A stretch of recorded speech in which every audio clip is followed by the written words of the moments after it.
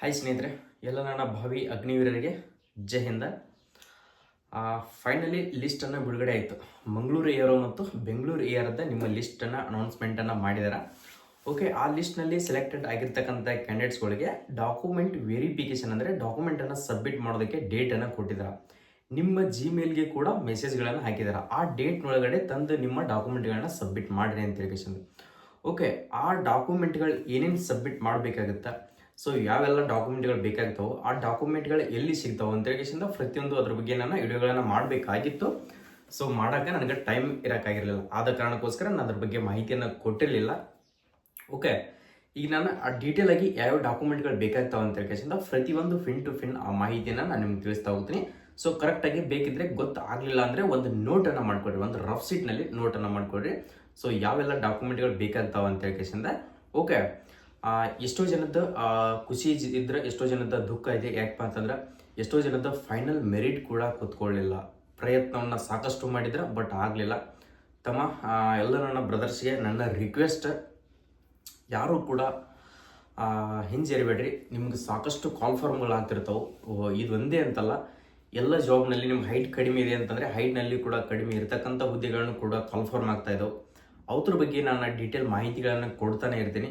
So ನಮ್ಮ YouTube ಚಾನಲ್ಗೆ ನೀವು ಎನಿ ಟೈಮ್ ಸಬ್ಸ್ಕ್ರೈಬ್ ಆಗಿದ್ದರೆ ನಾವು ಕೊಡ್ತಿರ್ತಕ್ಕಂಥ ಮಾಹಿತಿಗಳು ನಿಮ್ಗೆ ಗೊತ್ತಾಗ್ತಿರ್ತಾವೆ. ಓಕೆ, ಈಗ ನಾನು ತಿಳಿಸ್ಬೇಕಾಗಿರ್ತಕ್ಕಂಥ ಮಾಹಿತಿ ಏನಪ್ಪ ಅಂತಂದರೆ, ಸೊ ಅಗ್ನಿವೀರರೇ, ಈಗ ನೀವು ಡಾಕ್ಯುಮೆಂಟ್ಗಳು ಏನೇನು ಬೇಕಾಗ್ತಾವೆ ಅಂತ ಹೇಳಿ ಅಂತ ರಫ್ ಶೀಟನ್ನು ತಗೋರಿಬೇಕಾರೆ ಮೊದಲಿಗೆ ನಾನು ಹೇಳ್ತಾ ಇದ್ದೀನಿ, ನಿಮ್ಮ ಅಡ್ಮಿಟ್ ಕಾರ್ಡ್. ಓಕೆ, ಅಡ್ಮಿಟ್ ಕಾರ್ಡನ್ನು ತೊಗೊಳ್ರಿ. Next Aadhaar card. ನಿಮ್ಮ ಆಧಾರ್ ಕಾರ್ಡನ್ನು ಕಂಪಲ್ಸರಿಯಾಗಿ ಅಪ್ಡೇಟ್ ಆಗಿರ್ತಕ್ಕಂಥದ್ದು ಆಧಾರ್ ಕಾರ್ಡನ್ನು ತೊಗೊಳ್ರಿ. ಓಕೆ, ಅಪ್ಡೇಟ್ ಆಗಿಲ್ಲ ಅಂತಂದರೆ ಈಗ ಗುದ್ದಾಡಕ್ಕೆ ಹೋಗ್ಬೇಡ್ರಿ, ನೀವು ಇರ್ತಕ್ಕಂಥ ಆಧಾರ್ ಕಾರ್ಡನ್ನು ತೊಗೊಳ್ರಿ. ನೆಕ್ಸ್ಟ್ ಬಂದ್ಬಿಟ್ಟು ನಿಮ್ಮ SSLC ಮಾರ್ಕ್ಸ್ ಕಾರ್ಡ್. ನೀವೇನಾದರೂ SLC ಮೇಲೆ GD ಟ್ರೇಡ್ ಮನ್ ಹಾಕಿದರೆ ಅದನ್ನು ತೊಗೊಳ್ಬೇಕಾಗುತ್ತೆ. ಅಕಸ್ಮಾತ್ ನೀವು 8th ಮೇಲೆ ಏನಾದರೂ ಟ್ರೇಡ್ ಮನ್ ಹುದ್ದೆಗೆ ಅರ್ಜಿಯನ್ನು ಸಲ್ಲಿಸಿದರೆ ಸೊ 8th ಸರ್ಟಿಫಿಕೇಟನ್ನು ತೊಗೊಳ್ಬೇಕಾಗುತ್ತೆ. ಆಧಾರ್ ಕಾರ್ಡ್ ಆಯಿತು, ಮತ್ತು ನೆಕ್ಸ್ಟ್ ಅಡ್ಮಿಟ್ ಕಾರ್ಡ್ ಆಯಿತು, ನೆಕ್ಸ್ಟ್ SSLC ಮಾರ್ಕ್ಸ್ ಕಾರ್ಡ್ ಆಯಿತು. ನೆಕ್ಸ್ಟ್ ನಿಮ್ದು ಕಾಸ್ಟ್ ಸರ್ಟಿಫಿಕೇಟ್, ಕಾಸ್ಟ್ ಇನ್ಕಮ್ ಸರ್ಟಿಫಿಕೇಟನ್ನು ಕಂಪಲ್ಸರಿಯಾಗಿ ತೊಗೊಳ್ರಿ. ಅದು ಇಂಗ್ಲೀಷ್ನಲ್ಲಿ ಇರ್ತಕ್ಕಂಥದ್ದನ್ನು ತೊಗೊಳ್ರಿ. ಸೊ ನಂದು ಇಂಗ್ಲೀಷ್ನಲ್ಲೆಲ್ಲ ಕನ್ನಡದಲ್ಲಿ ಇದೆಯಪ್ಪ ಅಂತಂದ್ರೆ ತೊಗೊಂಡು ಹೋಗಿ ಸಬ್ಮಿಟ್ ಮಾಡಿರಿ. ಇಂಗ್ಲೀಷ್ನಲ್ಲಿ ಅರ್ಜಿ ಹಾಕಕ್ಕೆ ಕೊಡ್ರಿ. Okay, next domicile certificate, residential domicile certificate ಅಂತ ಹೇಳಿ. ಸೊ ಆಲ್ಮೋಸ್ಟ್ ಅಲ್ಲಿ ಎಲ್ಲರೂ ಕೂಡ ತೆಗಿಸಿದ್ರಿ ಅಂತ ಅನ್ಕೊಳ್ತೀನಿ. ಇನ್ನೂ ಯಾರಾದರೂ ತೆಗಿಸಿರ್ಲಿಲ್ಲ ಅಂತಂದರೆ ಸೊ ಇನ್ನೂ ಕೂಡ ನಿಮ್ಗೆ ಟೈಮಿಂಗ್ ಇದೆ. ಅಪ್ಲಿಕೇಶನ್ ಹಾಕ್ರಿ. ಎಲ್ಲಿ ಹಾಕ್ತಾರಪ್ಪ ಅಪ್ಲಿಕೇಶನ್ ಅದು ಕೂಡ ಗೊತ್ತಿರಲಿಲ್ಲ. ಯಾಕಂದರೆ ಫಸ್ಟ್ ಟೈಮ್ ಅಟೆಂಪ್ಟ್. ಇನ್ನೂ ಕೂಡ ಎಷ್ಟೋ ಜನಕ್ಕೆ 18 ಏಜ್ ಕೂಡ ಆಗಿಲ್ಲ, ಆದರೂ ಕೂಡ ಸೈನಿಕರಾಗಿದ್ರಿ.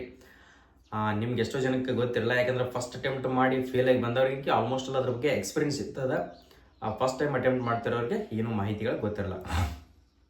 ಓಕೆ, ಡೊಮೆನ್ಸ್ ಎಲ್ಲ ರೆಸಿಡೆನ್ಷಿಯಲ್ ಆಯಿತು. ನೆಕ್ಸ್ಟ್ ಇಂಗ್ಲೀಷ್ನಲ್ಲಿ ತೆಗೆಸ್ಕೊಳ್ರಿ. ಇಂಗ್ಲೀಷ್ನಲ್ಲಿ ನೀವು ಏನೂ ಸ್ಪೆಲ್ಲಿಂಗ್ಗಳನ್ನು ಮಿಸ್ಟೇಕ್ ಮಾಡಬೇಡ್ರಿ. ಓಕೆ, ನಿಮ್ಮ SSLC ಮಾರ್ಕ್ಸ್ ಶೀಟ್ನಲ್ಲಿ ಯಾವ ಥರ ನೇಮ್ ಇದೆಯಲ್ಲ, first name, middle name, last name, ಅದೇ ಥರ ಸೇಮ್ ಆಗಿ ನಿಮ್ಮ ರೆಸಿಡೆನ್ಷಿಯಲ್ ಡೊಮೆನ್ಸ್ನಲ್ಲಿ ನೇಮನ್ನು ಮಿಸ್ ಮ್ಯಾಚ್ ಆಗ್ಲಾರ್ದೇ ಕರೆಕ್ಟಾಗಿ ಹಾಕ್ಕೊಡ್ರಿ. ನೆಕ್ಸ್ಟ್ ಬಂದ್ಬಿಟ್ಟು 20 ಪಾಸ್ಪೋರ್ಟ್ ಸೈಜ್ ಫೋಟೋಸ್ಗಳನ್ನು, 20 ಎಷ್ಟಪ್ಪ ಅಂತಾರೆ ಟೋಟಲಿ 20 ಪಾಸ್ಪೋರ್ಟ್ ಸೈಜ್ ಫೋಟೋಗಳನ್ನು ತೆಗೆದಿಟ್ಕೊಳ್ರಿ. ಪಾಸ್ಪೋರ್ಟ್ ಸೈಜ್ ಫೋಟೋ ಆದ ನಂತರ ನೆಕ್ಸ್ಟ್ ನಿಮ್ಮದು ಪೊಲೀಸ್ ವೆರಿಫಿಕೇಷನ್. ಎಷ್ಟೋ ಜನ ಗಾಬರಿ ಆಗ್ತಾ ಇದ್ರಿ, ಪೊಲೀಸ್ ವೆರಿಫಿಕೇಷನ್ ಯಾಕೆ ತೆಗಿಸ್ಬೇಕು ಅಂತ ಹೇಳಿ ಒಂದು ಭಯ ಆಗ್ತಾ ಇದೆ ಎಷ್ಟೋ ಜನಕ್ಕೆ. ಪೊಲೀಸ್ ವೆರಿಫಿಕೇಷನ್ ಅಂದರೆ ನಿಮ್ದು ಏನೂ ಮಾಡಲ್ಲ. ಸೊ ನಿಯರೆಸ್ಟ್ ಆಗಿರ್ತಕ್ಕಂಥ ಸೈಬರ್ ಸೆಂಟ್ರಿಗೆ ಹೋಗ್ರಿ. ನಿಮ್ಗೆ ಅಲ್ಲಿ ಅಪ್ಲಿಕೇಶನನ್ನು ಹಾಕಿ ಕೊಡ್ತಾರೆ. ಅದು ನಿಮ್ಗೆ ಚಾರ್ಜಸ್ ಕಟ್ಟಾಗುತ್ತೆ. ಆ ಅಮೌಂಟನ್ನು ಅಲ್ಲಿ ನೀವು ಫಿಲ್ ಮಾಡಿದರೆ ಸೊ ನೀವು ಪೊಲೀಸ್ ವೆರಿಫಿಕೇಷನ್ಗೆ ಜಾಬ್ ವೆರಿಫಿಕೇಷನ್ ಅಂತ ಹೇಳಿ ನಿಮ್ಗೊಂದು ಅರ್ಜಿಯನ್ನು ಹಾಕಿ ಕೊಡ್ತಾರೆ. ಆ ಅರ್ಜಿಯನ್ನು ಹಾಕಿರ್ತಕ್ಕಂಥ ಫಾರ್ಮ್ಗಳನ್ನು ತೊಗೊಂಡು ನಿಮ್ಮ SP ಆಫೀಸಿಗೆ ಹೋದರೆ ಆಯಿತು, ಹೋಗಲಿಲ್ಲ ಅಂದರೆ ಆಯಿತು. SP ಆಫೀಸಿಗೆ ನಿಮ್ದು ಯಾವ್ದು SP ಆಫೀಸ್ ಬರುತ್ತಲ್ಲ ಆ SP ಆಫೀಸ್ಗೆ ರೀಚ್ ಆಗುತ್ತೆ. ಆ SP ಆಫೀಸ್ಗೆ ರೀಚ್ ಆದ ನಂತರ ನಿಮ್ಮ ಪೊಲೀಸ್ ಸ್ಟೇಷನ್ ಯಾವ್ದು ಬರುತ್ತಲ್ಲ, ಓಕೆ, ನಿಮ್ಮ ಊರಿಗೆ ಬರ್ತಕ್ಕಂಥ ಪೊಲೀಸ್ ಸ್ಟೇಷನ್ಗೆ ಅದೊಂದು ನಿಮ್ಗೆ ವೆರಿಫಿಕೇಷನ್ ಆಗಬೇಕು ಅಂತ ಹೇಳಿ ಒಂದು ನೋಟಿಸ್ ಕೂಡ ಬರುತ್ತೆ. ನೀವು ಹಾಕಿರ್ತಕ್ಕಂಥ ಅಪ್ಲಿಕೇಶನ್ ಫಾರ್ಮ್ ನಿಮ್ಮ ಪೊಲೀಸ್ ಸ್ಟೇಷನ್ಗೆ ಬರುತ್ತೆ. ಪೊಲೀಸ್ ಸ್ಟೇಷನ್ಗೆ ಬಂದ ಮೇಲೆ ಸೊ ನಿಮ್ಮ ಪೊಲೀಸ್ ಸ್ಟೇಷನ್ಗೆ ವಿಸಿಟ್ ಕೊಡಬೇಕಾಗುತ್ತೆ. ನೀವು ವಿಸಿಟ್ ಕೊಟ್ಟ ಮೇಲೆ ಸರ್ ನಾವು ಪೊಲೀಸ್ ವೆರಿಫಿಕೇಷನ್ಗೆ ಅಪ್ಲೈ ಮಾಡಿದ್ವಿ, ನಮ್ದೇನಾದರೂ ಬಂದಿದೆಯಾ ಅಂತ ಕೇಳಿದರೆ ಅವ್ರು ಹೇಳ್ತಾರೆ ಓಕೆ ಬಂದಿದೆ. ನಿಮ್ಮೂರಲ್ಲಿ ಒಂದು 5 ಮಂದಿ ದೊಡ್ಡವ್ರನ್ನ ಹಿರಿಯರು ಅಂತ ಹೇಳಿ ಕನ್ನಡದಲ್ಲಿ ನಮ್ಮ ಉತ್ತರ ಕರ್ನಾಟಕದಾಗ ಹಿರಿಯರು ಅಂತಾರೆ. 5 ಜನಗಳನ್ನು ಕರ್ಕೊಂಡು ಬಂದು ಸೈನ್ ಮಾಡಿಸ್ಬೇಕಾಗತ್ತಪ್ಪ ಅಂತ ಹೇಳಿ ಹೇಳ್ತಾರೆ. ಅವ್ರನ್ನ 5 ಜನಗಳನ್ನು ಕರ್ಕೊಂಡು ಹೋಗಿ ನೀವು ಪೊಲೀಸ್ ವೆರಿಫಿಕೇಷನ್ಗೆ ಸೈನ್ ಮಾಡಿದರೆ ಅಪ್ರೂವ್ ಆಗುತ್ತೆ. ಯಾಕಂದರೆ ಎಷ್ಟೋ ಜನ ಭಯ ಆಗ್ತಿದ್ದೀರಾ, ಪೊಲೀಸ್ ವೆರಿಫಿಕೇಷನ್ ಯಾಕೆ ಮಾಡಿಸ್ಬೇಕು, ಆ ಊರಲ್ಲಿ ಕೂಡ ಭಯ ಪಡ್ತಾರೆ, ಇಷ್ಟೆಲ್ಲ ಜನಗಳನ್ನ ಕರ್ಕೊಂಡು ಹೋಗ್ತಾ ಇದ್ದಾರೆ ಅಂತ ಹೇಳ್ಕೊಂಡು. ಅದೇನಿಲ್ಲ, ಎಷ್ಟೋ ಜನ ನನಗೆ ಕಾಂಟ್ಯಾಕ್ಟ್ ಮಾಡಿದರೆ ಪೊಲೀಸ್ ವೆರಿಫಿಕೇಷನ್ ಯಾಕೆ ತೆಗಿಸ್ಬೇಕು, ಸೊ ಇಷ್ಟು ಜನಗಳನ್ನೆಲ್ಲ ಕರ್ಕೊಂಡು ಹೋಗ್ಬೇಕಾಗುತ್ತಾ, ಅದಕ್ಕೆ ಏನಾದರೂ ಪ್ರಾಬ್ಲಮ್ ಆಗುತ್ತಾ ಅಂತ ಹೇಳ್ಕೊಂಡು. ಏನೋ ಪ್ರಾಬ್ಲಮ್ ಆಗಲ್ಲ. ಯಾವ ಕಾರಣಕ್ಕೋಸ್ಕರ ಅಂತಂದರೆ, ನಿಮ್ಮ ಪೊಲೀಸ್ ವೆರಿಫಿಕೇಷನ್ನ ನೀವು ಜಾಬಿಗೆ ಹೋಗ್ತಾ ಇದ್ದೀರಪ್ಪ ಅಂತಂದರೆ ಪ್ರತಿಯೊಂದು ಜಾಬಿಗೆ ಅಥವಾ ನಿಮ್ಮ ಮೇಲೆ ಏನಾದರೂ ಕ್ರಿಮಿನಲ್ ಕೇಸ್ಗಳು ಇದಾವ ಅಂತ ಹೇಳ್ಕೊಂಡು ಚೆಕ್ ಮಾಡೋದಕ್ಕೋಸ್ಕರ ಪೊಲೀಸ್ ವೆರಿಫಿಕೇಷನ್ನ ತೆಗೆಸ್ಕೊಂಡು ಬರ್ರಿ ಅಂತ ಹೇಳ್ಕೊಂಡು ಆಪ್ಷನ್ ಕೊಟ್ಟಿರ್ತಾರೆ. ಓಕೆ, ಪೊಲೀಸ್ ವೆರಿಫಿಕೇಷನ್ 3-4 ದಿನದ ಒಳಗಡೆನೆ ಬರ್ತದೆ.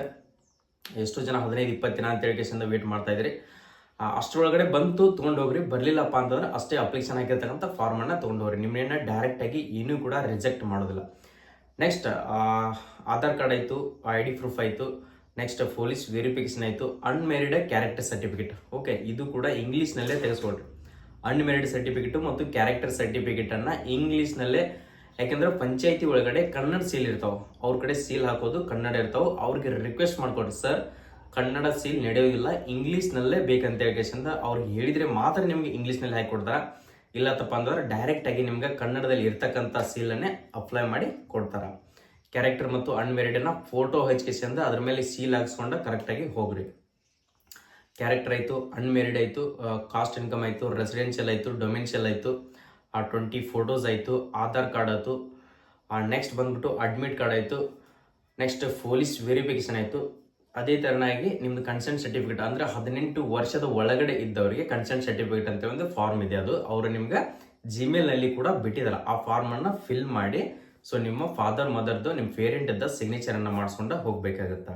ಓಕೆ, ಇವೆಲ್ಲ ಡಾಕ್ಯುಮೆಂಟ್ಗಳನ್ನ ನಾನು ಒಂದು ಸರಿ ಹೇಳಿದ್ದೀನಿ ನಿಮ್ಗೆ. ಜೆರಾಕ್ಸ್ ಒಂದು ಸೆಟ್ ಒಯ್ಯಿರಿ, 1 ಸೆಟ್ ಅಥವಾ 2 ಸೆಟ್ ಒಯ್ಯಿರಿ, ನಿಮ್ಗೆ ಏನು ವೇಸ್ಟ್ ಆಗಲ್ಲ. ನೆಕ್ಸ್ಟ್ ಇನ್ನೊಂದು ಡಾಕ್ಯುಮೆಂಟ್ LC, ಅಂದರೆ ನಿಮ್ಮ ಡೂಪ್ಲಿಕೇಟ್ LC ಅಂತ ಹೇಳ್ಕೊಂಡು ನಿಮ್ಮ SSLC ಮುಗಿಸಿರ್ತಿರಲ್ಲ ಆ ಸ್ಕೂಲ್ನಲ್ಲಿ ಹೋಗ್ರಿ. ನಿಮ್ಗೆ ಇಂಗ್ಲೀಷ್ LC ಅಂತ ಹೇಳ್ಕೊಂಡು ಒಂದು 2ನೇ LC ಅಂತ ಹೇಳ್ಕೊಂಡು ಕೊಡ್ತಾರೆ. ಆ LCಯನ್ನು ಕಂಪಲ್ಸರಿಯಾಗಿ ತಗೊಂಡು ಹೋಗಲೇಬೇಕಾಗುತ್ತೆ. ನೆಕ್ಸ್ಟ್ ಫ್ಯಾಮಿಲಿ ಫೋಟೋಸನ್ನು ಯಾವ ಥರ ತೆಗೆಸ್ಬೇಕು ಅಂತ ಹೇಳ್ಕೊಂಡು ಎಷ್ಟೋ ಜನಕ್ಕೆ ಡೌಟ್ ಕೂಡ ಇದೆ. ಎಸ್, ಇದು ನನ್ನ ಮೊಬೈಲ್ ಕಾಣ್ತಾ ಇದ್ದಾರ, ಈ ಮೊಬೈಲ್ ಸೈಜು ಒಂದು ಫೋಟೋ ಬರ್ತದೆ. ಫ್ಯಾಮಿಲಿ ಫೋಟೋ ಅಂದರೆ ನೀವು ಎಷ್ಟು ಜನಗಳಿದ್ದೀರಾ, ಬ್ರದರ್, ಸಿಸ್ಟರ್, ಫಾದರ್, ಮದರ್ ಒಟ್ಟರನ್ನು ಸೇರಿಸಿ ಈ ಥರ ಪಾಸ್ಪೋರ್ಟ್ ಸೈಜ್, ಇದನ್ನು ಪಾಸ್ಪೋರ್ಟ್ ಅಂತ ಹೇಳಿ ಈ ಸೈಜಿಂದ ಒಂದು ಫೋಟೋ ಬೇಕಾಗುತ್ತೆ. ಅವ್ರ ಸೈಜನ್ನು ಕೊಟ್ಟಿದ್ದಾರೆ, ನಿಮ್ಗೆ ಜಿಮೇಲಿಗೆ ಕೂಡ ಸೆಂಡ್ ಮಾಡಿದ್ದಾರೆ ಅವರು. ಆ ಸೈಜಿನ ಫೋಟೋವನ್ನು ತೆಗೆಸ್ಬೇಕಾಗುತ್ತೆ. ಇಲ್ಲಿ ಫಸ್ಟಿಗೆ ನಿಮ್ಮ ಮದರ್ ಫಾದರ್ ಕುಂದಿರ್ಸ್ಬೋದು, ಜಾಸ್ತಿ ಜನಗಳಿದ್ರಪ್ಪ ಅಂತಾರೆ. ಸೊ ಕರೆಕ್ಟಾಗಿ ಈ ಥರ ನೀವು ನನ್ನ ಮೊಬೈಲ್ ಏನಿದೆಯಲ್ಲ ಈ ಸೈಜಿಂದ ಫೋಟೋಗಳನ್ನು ತೆಗೆಸ್ಬೇಕಾಗುತ್ತೆ.